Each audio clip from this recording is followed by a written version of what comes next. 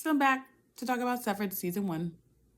Lots of spoilers, opinions, observations, questions, theories.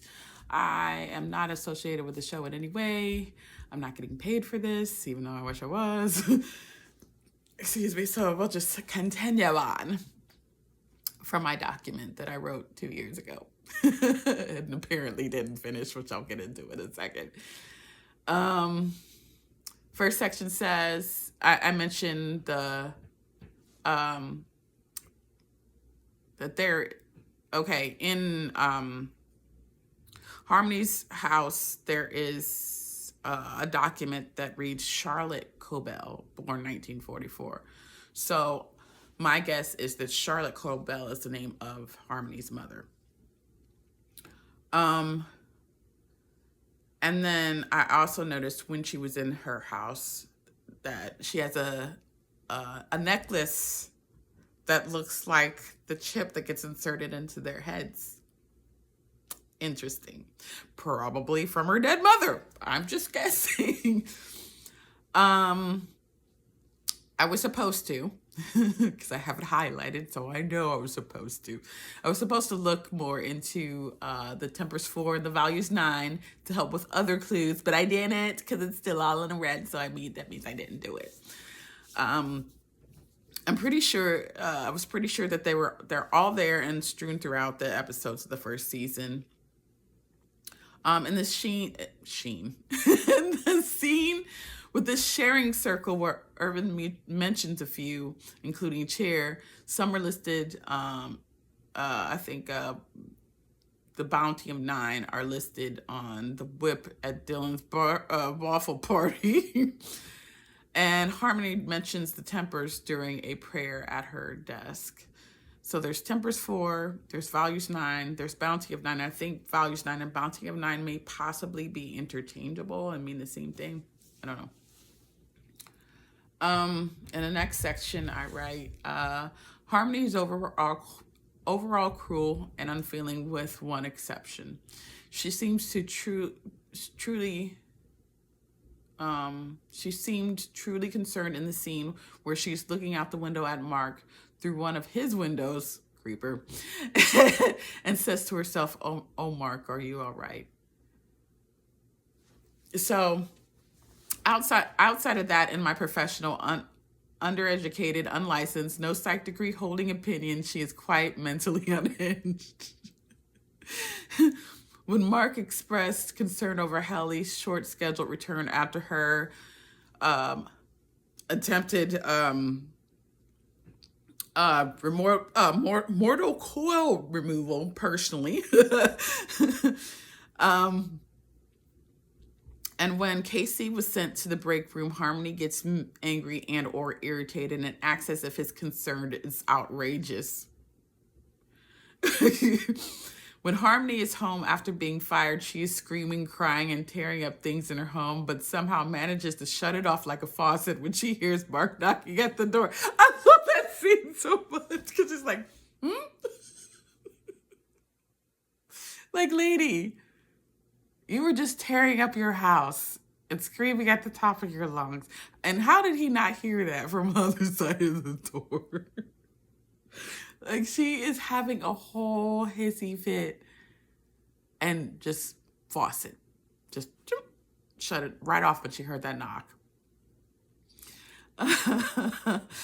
After answering the door and deciding to go to the book reading, one of the reasons she gives for wanting to drive her own car was in case she got scared. Scared? I realized that lying is second nature to her, nature for her, but why even bother with saying that at all? And never ever does her laugh sound by any fraction genuine among a slew of other things. Why would you be scared at a book reading? What?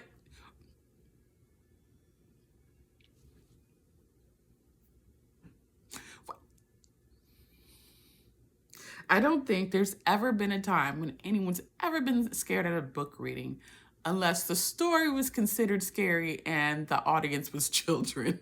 So what? Okay, Harmony, okay.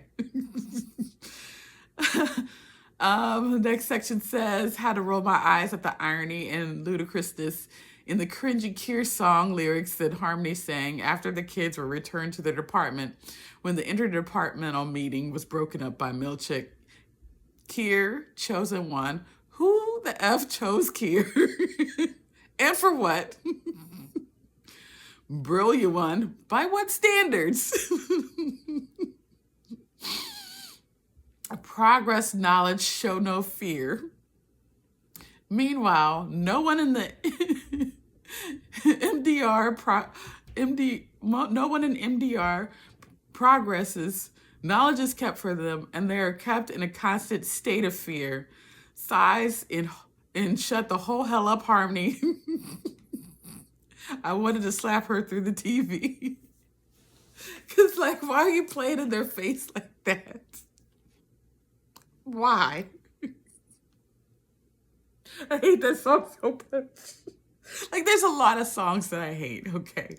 Songs that are not in movies and shows, but I really hate that song so much.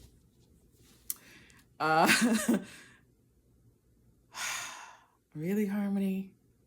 Anyway, in the next section, it says, Harmony tells Mark that her mother was an atheist. Harmony tells any Mark that her mother was an atheist, but tells outie Mark that her mother was a Catholic. This seems like a test to get a reaction out of him and to see if his procedure has been reversed, which makes sense, or if he's awake when he's supposed to be in any. So, yeah.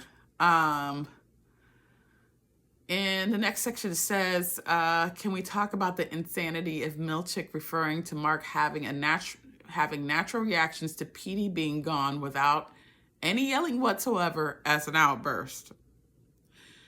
WTF.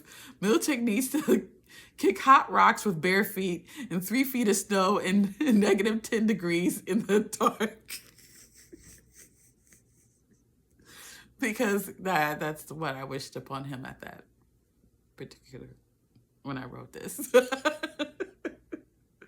In the next section, it is not revealed how, where, or by whom Grainer's body was found.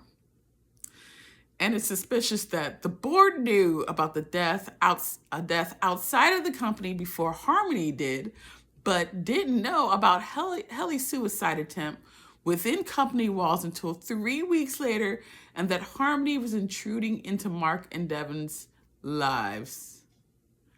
Meanwhile, Helly's father is the CEO. And I do believe a board member. Because if he's not, that would be weird. But how is it you're knowing what's going on outside before you know what's going on inside? That doesn't make sense. In the next section, this one is a doozy. The elevators they get on suggest that they are in the basement by what is said and by the directional of the arrows. But I suspect that they're actually on the top floor or an upper floor. This is partially because when Miss Casey is fired, she gets into an elevator from the severed floor that only has a down arrow, which doesn't make sense if the severed floor is supposed to be in the basement. And before she went, Harmony told Milchick something to the effect of send her back down to the testing room floor instead of saying send her back up. The other piece of evidence is that when MDR visited the perpetuity wing, they went down at least 2 flights of stairs. Where I come from, the basement is the very, very, very last floor, the very, very bottom floor. There's not like sections and no, it's the last, absolute last floor. There's no floor under the basement. So something's wrong there. And I guess I kind of theorized from the inside, like, okay, if they're lying about them being on the basement floor and they're actually in some upper level somewhere, it would make sense to do it that way if you're a shady business, because if, say, for some reason the government would need to investigate your company, and if they are under the belief that the severed people are on the basement floor, the first place they would go down to is the basement. Meanwhile, you could get the people who are actually severed out of the building while they're investigating nothingness and send them on home.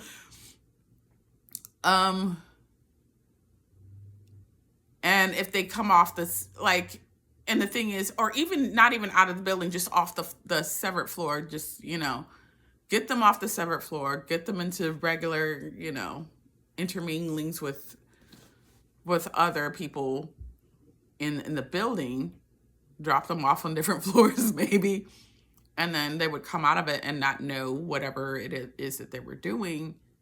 So there would be, they could cover their butt, basically. That's my thoughts, because that don't make sense. But that's all for this video. And there will be another one right after these breaks. I'm cutting that part out. Maybe not.